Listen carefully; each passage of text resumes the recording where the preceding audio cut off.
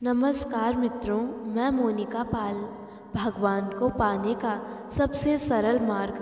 एक गांव में एक बूढ़ी माई रहती थी। माई के आगे पीछे कोई नहीं था, इसलिए बूढ़ी माई बेचारी अकेली रहती थी। एक दिन उस गांव में एक साधु आया। बूढ़ी माई ने साधु का बहुत ही प्रेम पूर्वक आदर सत्कार किया।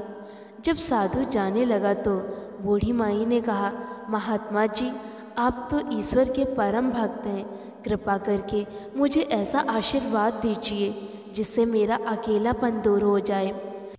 अकेले रह रह के ऊब चुकी हूँ।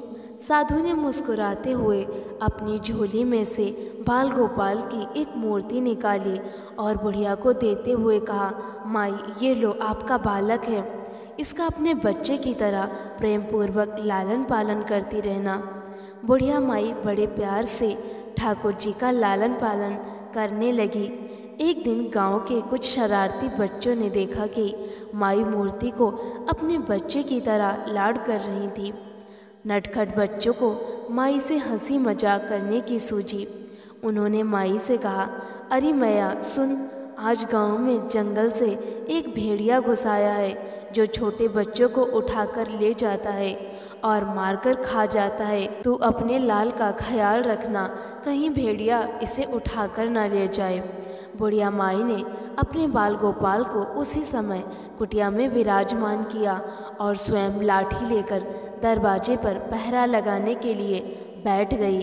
अपने लाल को भेड़िए से बचाने के लिए बुढ़िया माई भूखी प्यासी दरवाजे पर पहरा देती रही।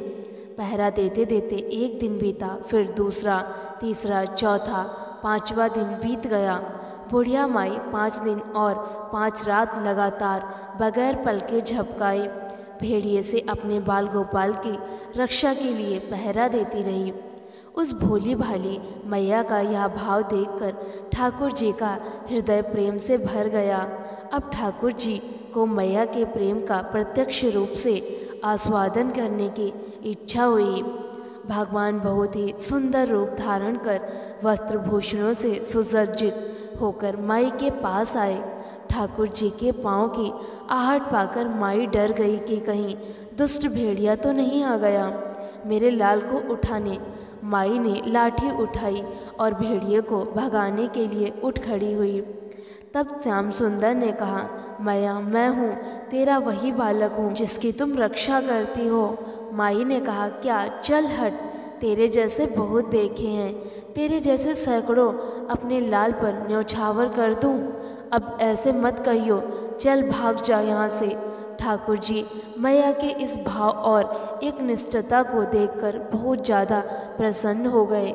ठाकुर जी मैया से बोले, अरे मेरी भोली मैया, मैं त्रिलोकीनाथ भगवान हूँ, मुझसे जो चाहो वर मांग ले, मैं तेरी भक्ति से प्रसन्न हूँ। बुढ़िया माई ने कहा, अच्छा आप भगवान हो, मैं आपको 100 प्रणाम करती हूँ। कृपा कर मुझे यह वरदान दीजिए कि मेरे प्राण प्यारे लाल को भेड़िया न ले जाए।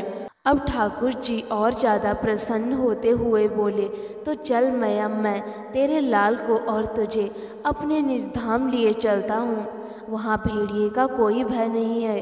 इस तरह प्रभु बुढ़िया माई को अपने निज धाम ले गए।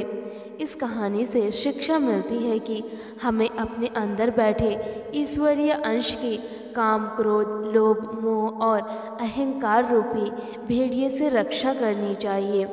जब हम पूरी तरह से तन्मय होकर अपनी पवित्रता और शांति की रक्षा करते हैं तो एक न एक दिन ईश्वर हमें दर्शन जरूर देते हैं।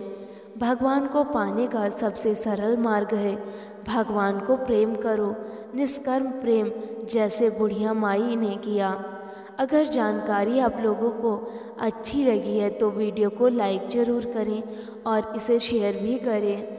और इसी तरह की वीडियोस और कहानियाँ सुनते रहने के लिए हमारे चैनल हिंदी कहानियों का बॉक्स को सब्सक्राइब ज़रूर करें। शुक्रिया।